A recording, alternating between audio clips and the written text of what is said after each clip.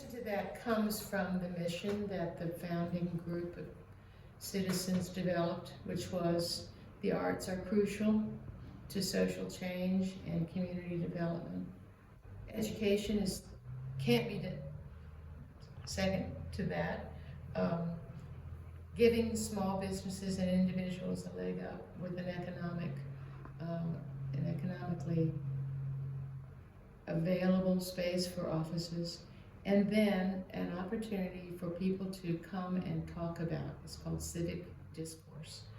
Just be able to talk about what's on their minds and be safe and know that all opinions are valued and we can agree to disagree, or we can change minds.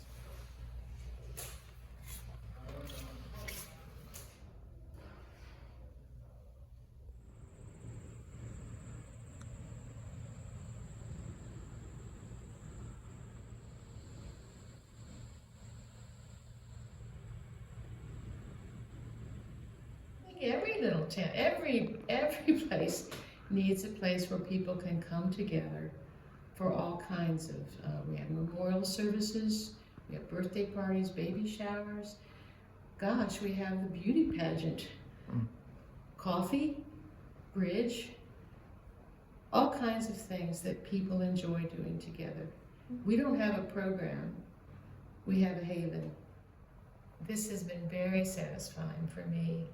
The people I've worked with and the strides we've made. It's never going to be easy, but I think Second Stage is here. And the future is just that it's open to more and more and more people to enjoy it and to bring whatever they want to bring to gain their own satisfaction and to grow the community. Friend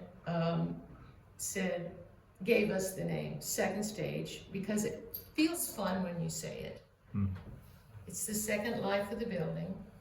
It's on 2nd Street, and it typically focuses on the second act of an artistic creation.